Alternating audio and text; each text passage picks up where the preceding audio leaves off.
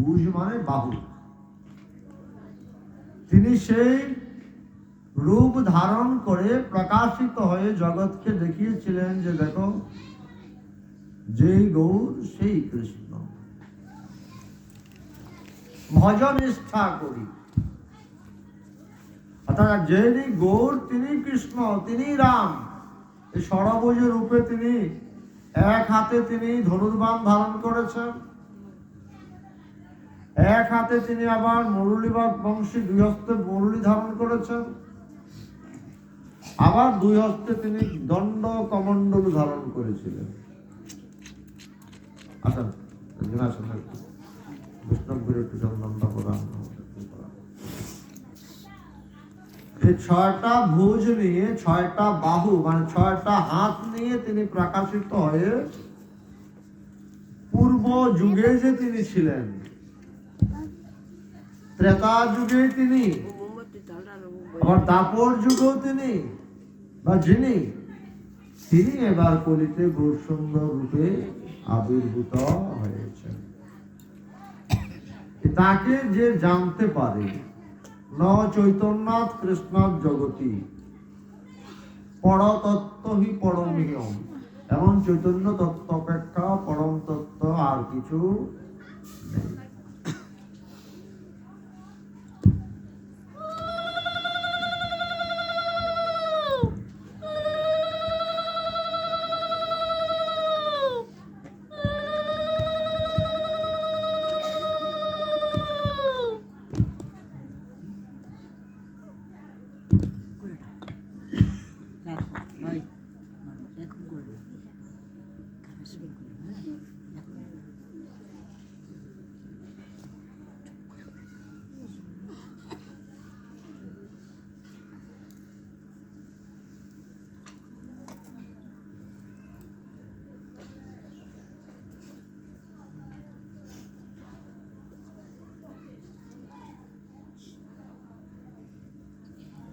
একটা ধনীতে জোয়ার দিতে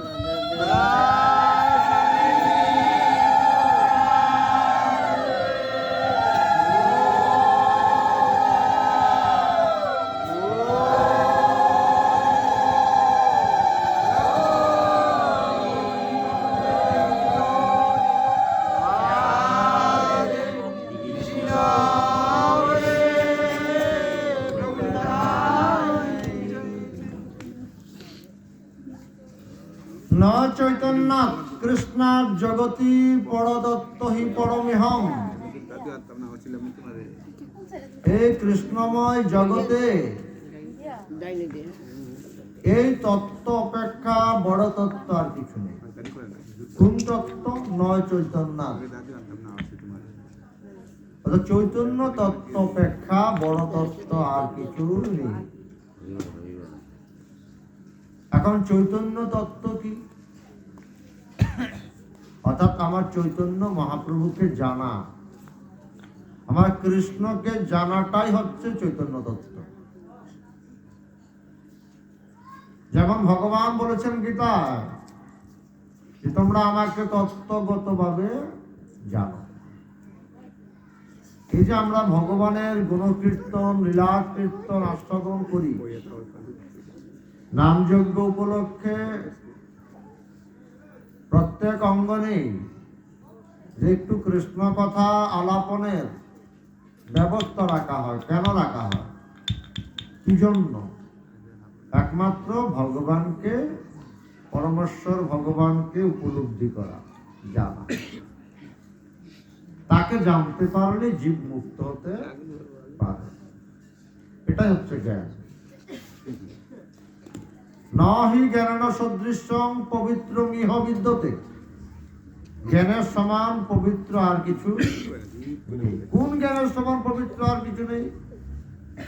কৃষ্ণ বিষয়ক যে জ্ঞান, চৈতন্য বিষয়ক যে জ্ঞান, এই জ্ঞানের চাইতে বড়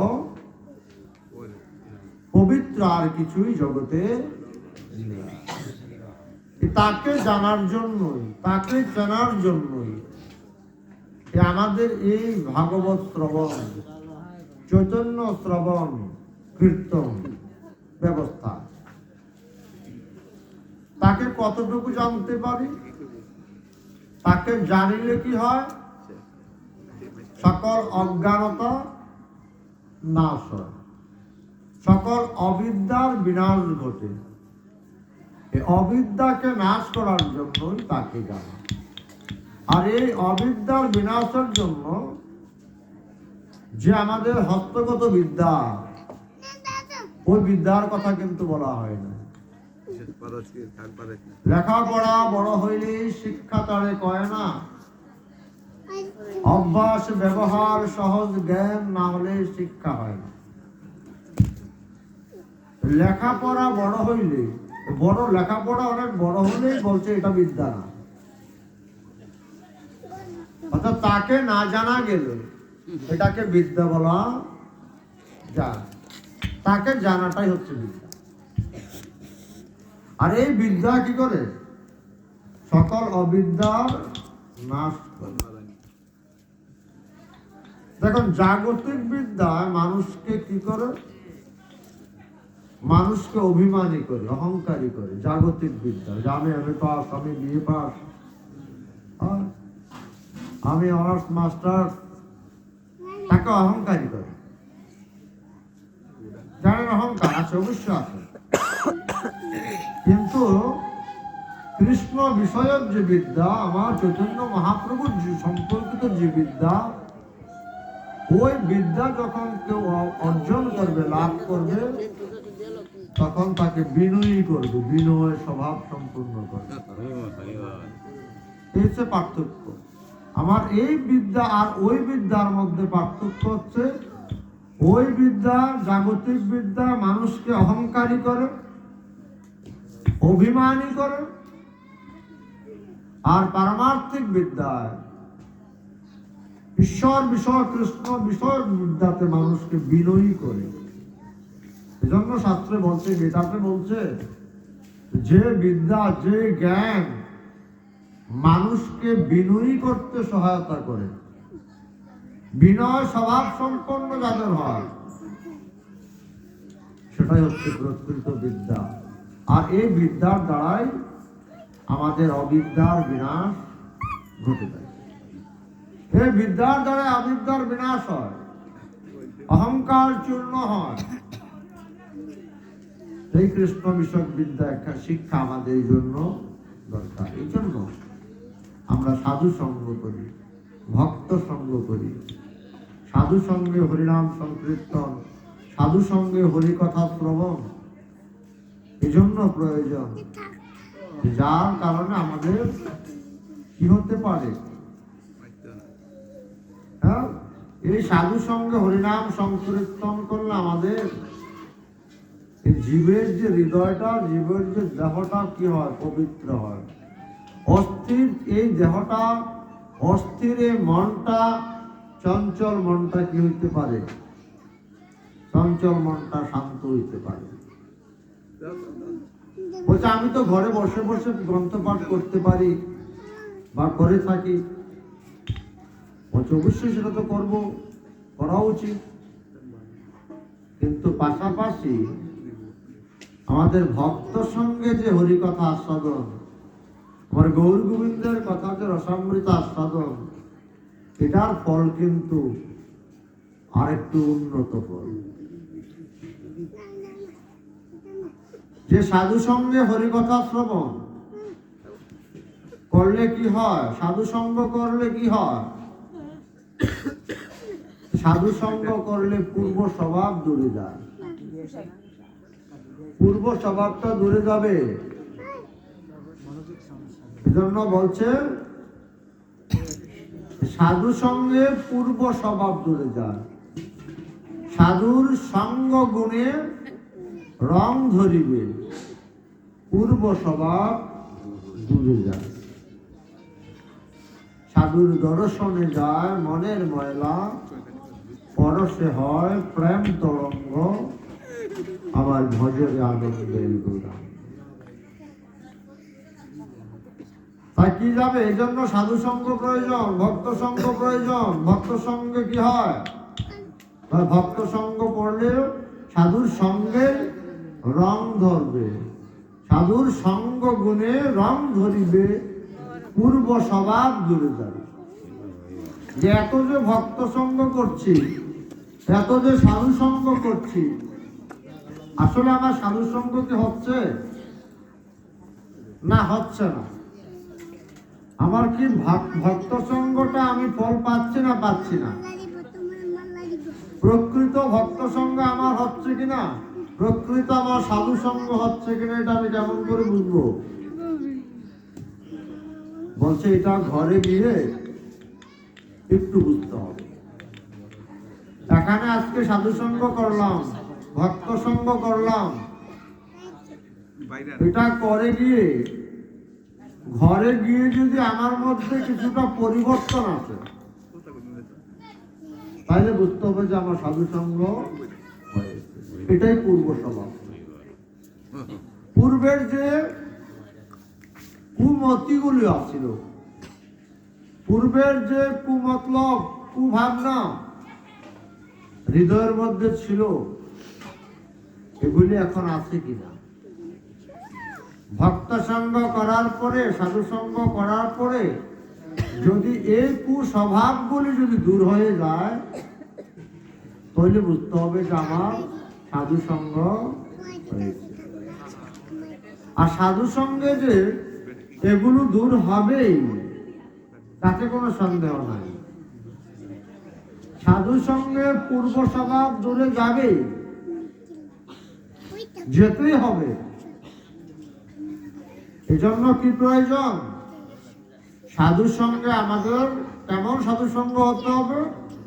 যে সাধু সঙ্গটা যেন নিষ্ঠা হয়। যে সাধু সঙ্গে নিষ্ঠা নাই, শ্রদ্ধা নাই, ভক্তি নাই, বিশ্বাস নাই, ওটা সাধু সঙ্গ। এই জন্য সাধু সঙ্গে প্রথমে বলছে, সাধু সঙ্গে আসার পূর্বে আগে প্রয়োজন হচ্ছে আমাদের কি? শ্রদ্ধা। আদৌ শ্রদ্ধা। প্রথমে হচ্ছে শ্রদ্ধা, তারপরে শ্রদ্ধা যখন থাকবে তখনই সাধু সঙ্গ হবে। আদৌ শ্রদ্ধা, তত সাধু সঙ্গ, তারপরে সাধু সঙ্গ, তারপরে বলছে ভজন ক্রিয়া। সাধু সঙ্গ, তারপরে সাধু সঙ্গ থেকে কি হয়? আমাদের ভজনে রুচি হয়। সাধু সঙ্গ ছাড়া ভজনে রুচি আসবে না। এজন্য বলছে মহতের কৃপা বিনে কর্মে ফল নাহি আন। মহৎজনা কৃপা ছাড়া, সাধুগুরু বৈষ্ণবের কৃপা ছাড়া আমাদের এই স্বীকৃতিটা আসতে পারে না, আসা সম্ভব না। এজন্য বলছে মহতের কৃপা বিনে কর্মে ফল নাহি আন। যেই কৃষ্ণ দেখে সেই ভাগ্য। ওটা আমাকে পেতে হলে অবশ্যই মহতের কৃপা লাগবে। মহতের কৃপা মানে হচ্ছে সাধুর কৃপা, সাধুগুরু বৈষ্ণবের কৃপা। এজন্য বলছে যে মে ভক্ত জানা নামে ভক্ত। যে আমার ভক্ত সে আমার ভক্ত না। ভগবান বলছেন যে আমার ভক্ত, যে আমার ভজন করছে সরাসরি, সে যদি মনে করে যে আমার ভক্ত, বলছে যে আমার ভক্ত সে আমার ভক্ত না, যে আমার ভক্তের ভক্ত সে আমার ভক্ত। তাহলে প্রভুর ভক্ত হইতে হইলে আগে কার ভক্ত হইতে হয়? প্রভুর যে দাস অনুদাস ভক্ত যারা, প্রভুর নিত্য ভক্ত যারা, নিত্য সেবক যারা, ওই ভক্তের, ওই সাধুর আগে ভক্ত হইতে হবে। তাদের ভক্ত হলে পরে ওই ভক্তের করুণায়, ওই সাধুর করুণায়, কৃপাতেই আমাদের হৃদয়ে ভজনের অনুরাগ আসতে পারে। যে ভজন অনুরাগে নয়, এই ভজনে কৃষ্ণ প্রীতি লাভ করা যায় না। ভজনটা কি হইতে হবে? অনুরাগ থেকে হতে হবে, অনুস্মৃতি থেকে হতে হবে। এমনি এমনি তো নিয়ম রক্ষার জন্য যে ভজন, ওটাকে ভজন বলে না। নিয়ম রক্ষা বুঝুন তো, নিয়ম রক্ষা। যেমন সকালে একবার সুশেখকে সেবা দিতে হয়, গোবিন্দকে সেবা দিতে হয়, আবার সন্ধ্যাবেলা একবেলা সেবা দিতে হয়। ওই নিয়ম করে ভজন, নিয়মের ভজনে কিন্তু ভগবানকে লাভ করা যায় না। এই জন্য জ্ঞান কর্ম যুগ ধর্মে কৃষ্ণ নহে বস, কৃষ্ণ বস হেতু এক প্রেম ও ভক্তি রস। জ্ঞানের দ্বারাতেও কি করা যায় না, যুগের যুগ তপস্যা করেও তাকে লাভ করা যায় না। যে জ্ঞানের সঙ্গে ভক্তি না থাকবে, ওই প্রকার জ্ঞানকে নিরর্থক জ্ঞান বলে। এটা এই জ্ঞান দ্বারা কৃষ্ণ প্রীতি বর্ধিত হয় না, কৃষ্ণ প্রীতি বর্ধিত হয় না যে জ্ঞান এর সঙ্গে ভক্তি না থাকলে। শ্রুতি ভক্তগণ, আপনারা জানেন শ্রীমদ্ ভগবত গীতায় প্রধান আলোচ্য বিষয় হচ্ছে তিনটি। একটি হচ্ছে কর্ম, আরেকটি হচ্ছে জ্ঞান, আরেকটি হচ্ছে ভক্তি। যখন আপনি কর্ম বিষয়ক যে অধ্যায়গুলি আছে, কর্ম বিষয়ক যে উপদেশগুলি আছে, ওই উপদেশগুলি যখন আপনি শ্রবণ করবেন, তখন দেখবেন ভগবান বলছেন যে এখানে কর্মই শ্রেষ্ঠ। কর্মকে শ্রেষ্ঠ বলা হয়েছে। কোন কর্মকে? বলছে নিষ্কাম কর্মকে শ্রেষ্ঠ বলেছে।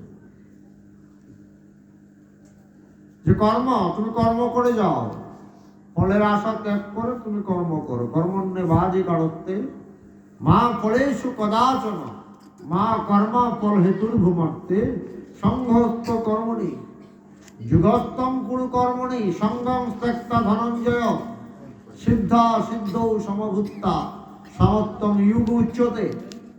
বলছে হে অর্জুন, তুমি কর্ম করো, কর্মই তোমার অধিকার, ফলে কভু নয়। কর্মফল ত্যাগ করো, কর্ম ত্যাজ্য নয়, তুমি কর্মফলকে ত্যাগ করো। কর্মফলের আশা না করে, ফলের আশা না করে তুমি আমাকে, আমার প্রীতির জন্য, আমার প্রসন্নতার জন্য তুমি কি করো? কর্ম করো। অর্থাৎ এখানে ভগবান কি করলেন? কর্মকে প্রাধান্য দিয়েছেন। এই জগতে কর্মই হচ্ছে শ্রেয় সকলের পক্ষে। ভগবান এও বলেছেন যে জগতে কেউ কর্ম ত্যাগ করে থাকতে পারে না। কেউ যদি বলে আমি কিছু করবো না, হাত পা গুছিয়ে যদি বসে থাকে ঘরে, আমি আজকে কোনো কাজ করব না, ভগবান বলছেন কর্ম কিন্তু কেবল কায়িক নয়, কেবল হাত দিয়ে যে কর্ম করে তা কিন্তু নয়। কর্ম আমাদের কায়িক কর্ম আছে, বাচনিক কর্ম আছে, আবার মানসিক কর্ম আছে। আমি চুপ করে বসে থাকলেও মনের যে কর্ম, মনের কর্ম কিন্তু বন্ধ থাকে না। আমি এখানে বসে আছি, মন কিন্তু অনেক দূরে চলে যাচ্ছে, কোথায় গিয়ে কি করছে না করছে, মনের কর্মটা কিন্তু চলছে। অর্থাৎ হাতে কাজ করলে ওই কাজের দ্বারা যে আমাদের পাপ পুণ্য হয় তা কিন্তু না, মনের কর্মচিন্তার দ্বারাতেও কিন্তু আমাদের পাপ পুণ্য নির্ধারিত। আমি কাউকে কিছু বললাম না, অর্থাৎ একা আমি একটা মারলাম না, মারলে না আমার অপরাধ হবে, মারলাম না, মনে মনে আমি তার ক্ষতির চিন্তা করলাম, অনিষ্ট চিন্তা করলাম। এই যে মনে মনে অনিষ্ট চিন্তা করা, অপরের ক্ষতির চিন্তা করা করলাম না, মনে মনে যে চিন্তা করাটা, এটাও কি পাপ, এটাও অপরাধ। তাহলে এটা হচ্ছে মনের কাজ। এই জন্য ভগবান বলছেন তুমি হাত গুটিয়ে বসে থেকে যদি ভাবো যে তুমি কাজ করবে না, তাইলে তোমার কর্মফল তোমাকে ভোগ করতে হবে না, তাইলে ভুল কথা। তোমার মনের কর্ম কিন্তু বন্ধ করতে পারবে না, চলবে। তুমি মনে মনে যে কথাটা ভাবলে, চিন্তা করলে, এটাই মনের কাজ। আর এটার ফলও কিন্তু তোমাকে কি করতে হবে, ভোগ করতে হবে। তুমি যদি অন্যের ক্ষতির চিন্তা করো, করলে না, চিন্তা করেছো, মনে এনেছো, সঙ্গে সঙ্গে তোমার এটার একটা কর্মফল কিন্তু তৈরি হয়ে গিয়েছে, উৎপন্ন হয়ে গিয়েছে। অতএব সে কারণে ভগবান বলেছেন তুমি কাজ করবে না, এই চিন্তা করে তুমি বসে থাকো, আসলে তুমি কিন্তু কাজ থেকে মুক্ত থাকতে পারবে না। মনের কর্ম কিন্তু তোমার চলতেই থাকবে, ইন্দ্রিয়ের কর্ম কিন্তু চলতেই থাকবে, এটাকে রোধ করা যাবে না। এই যে চোখ, চোখ দিয়ে অনেক কর্ম হয়, এই চোখ দিয়ে অনেক পুণ্য হয়, অপরাধও হয়ে যায়। এই দুটো চোখ ভগবান আমাদেরকে দিয়েছেন। অনেক সুন্দর করে শ্রীমদ ভাগবত চৈতন্য চরিতামৃত আতুত লোকটা কে বলেছিলেন? অম্বরীশ মহারাজ। অম্বরীশ মহারাজ বলেছিলেন, এই দুটা হস্ত যদি আমি স্বয়ং প্রভুর সেবাতে যদি আমি নিযুক্ত করতে না পারলাম, তাহলে এই হস্তটা আমার কোনো কল্যাণে আসতো না। এই পদ দ্বারা যদি আমি ভগবত ধামে, আমার প্রভুর দিব্য ধামে যদি আমি যেতে না পারলাম, গমনাগমন করতে না পারলাম, তাহলে আমার এই পদ দুইটার কোনো সার্থকতা নেই। এই কর্ম দ্বারা যদি আমি প্রভুর এই পবিত্র বা দিব্য প্রভুর গুণগাথা, গুণকথা যদি শ্রবণ করতে না পারলাম, তাহলে কর্ণ দুইটার কোনো প্রয়োজনীয়তা রইল না। ঠিক তেমনি বলছে, চোখ দ্বারা যদি আমি প্রভুর সে দিব্য রূপ মাধুরী যদি আমি দর্শন করতে না পারলাম, তখন বলছি চোখ দুটার জীব সার্থকতা একেবারেই বৃথা, কোনো সার্থকতা নেই। অর্থাৎ এগুলি সার্থকতা কখন? যখন এই ইন্দ্রিয়গুলিকে, চক্ষু, কর্ণ, নাসিকা, জিহ্বা, ত্বক, এই পঞ্চ জ্ঞানেন্দ্রিয়কে যখন আমরা ভগবত সেবাতে, প্রভুর সেবাতে যখন নিযুক্ত করতে পারবো, তখনই অস্ত্র সার্থকতা। আর যদি তার ব্যতিক্রম হয়, তবেই অপরাধ। হচ্ছে এই চক্ষু দ্বারা প্রভুর রূপমাধুরীকে স্মরণ করা, চিন্তা করা যে প্রভুর এই রূপটা এরকম। সাক্ষাৎ দর্শন হওয়া অনেক পরের কথা, কিন্তু প্রথমে আমাদের দর্শনটা হচ্ছে প্রভুর সে বিগ্রহ দর্শন, অথবা সেই চিন্তার মধ্যে দিয়ে প্রভুকে দর্শন করা, এটা হচ্ছে নয়নের সার্থকতা।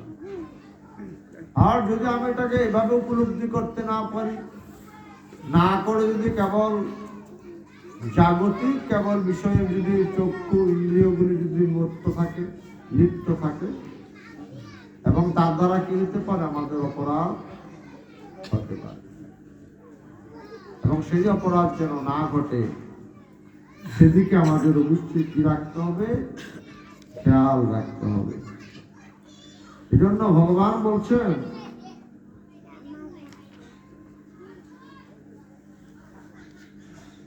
যে তোমরা কি করো, আমার কর্ম করো।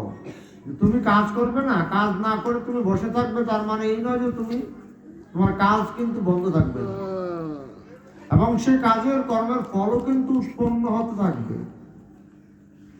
অর্থাৎ এটাই বলা গেল যে আমরা যখন ভগবানের কর্ম বিষয়ক উপদেশ যখন পাবো, তখন সেখানে কি পাওয়া যায়? ভগবান বলছেন তুমি কর্ম করো, কর্ম ত্যাগ করো না,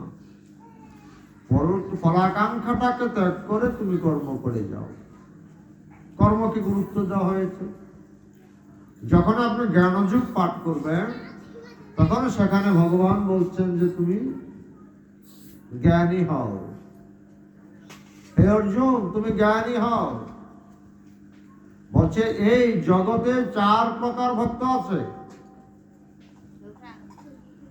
এই জগতে 4 প্রকার ভক্ত আছে, আর্ত, অর্থার্থী, জিজ্ঞাসু, জ্ঞানী।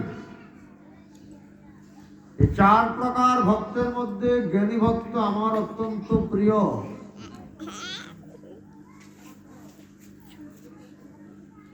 আমার প্রিয় হতে হও। আমার প্রিয় হতে হলে তোমাকে জ্ঞানী হতে হবে। কোন জ্ঞান? নাহি জ্ঞানান সদৃশং পবিত্রমিহ বিদ্যতে। যে জ্ঞান সমান পবিত্র আর কিছু নাই, সে পবিত্রময় জ্ঞান আমাদেরকে লাভ করতে হবে। অর্জুনকে বলছে সেই পবিত্র জ্ঞান তুমি লাভ করো। কারণ এই 4 প্রকার ভক্তের মধ্যে জ্ঞানী ভক্ত আমার প্রিয়।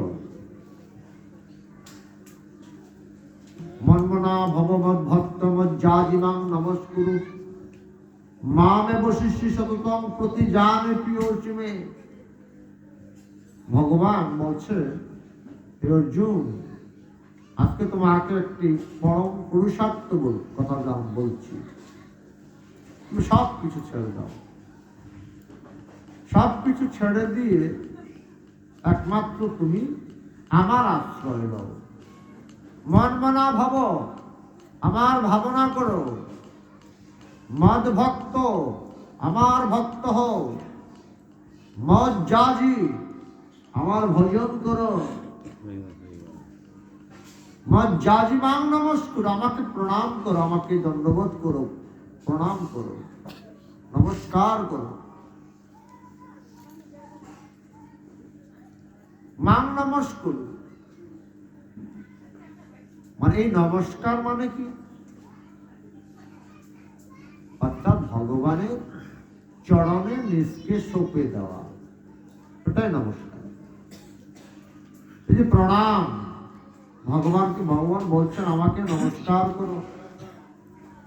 ভগবানকে নমস্কার করা মানে কি? মাথাটা ভগবানের চরণে, প্রভুর চরণে সঁপে দেওয়া। যাকে বলছে আমার নববিধ ভক্তির আত্মসমর্পণম। ভাগবতের নববিধ ভক্তির যে একেবারেই সর্বশেষ যে স্তর বা সর্বোচ্চ যে স্তর, সেটা হচ্ছে আত্মসমর্পণম। আত্মসমর্পণম শ্রবণম। আত্মসমর্পণ কি প্রথমে হয়ে যায়? না, ভাগবত বলছে 9টা সিঁড়ি আছে। এই 9টা সিঁড়ি বেয়ে বেয়ে উপরে উঠতে হবে। ওই 9টা সিঁড়ি বেয়ে বেয়ে উপরে উঠতে পারলেই তবে গিয়ে আমরা বা ভক্ত তখন কি করতে পারবে? ভগবত পদে, আমার শ্রীমন মহাপ্রভুর পাদপদ্মে অথবা আপন আপন শ্রীগুরুর পাদপদ্মে আত্মসমর্পণ করা সম্ভব হবে। আত্মসমর্পণ তো আর মুখে বললে হয় না। আত্মসমর্পণ হচ্ছে যখন আপনার বলতেই কিছু থাকবে না। বলছে দেহটাও আমার নয়, এই উপলব্ধি যখন আসবে তখনই আত্মসমর্পণ হয়। আর যেমন যে শিক্ষাটা আমরা ব্রজের গোপীর কাছ থেকে নিতে পারি। আত্মসমর্পণের দৃষ্টান্ত ভাগবতে দিয়ে গেছেন কাদেরকে?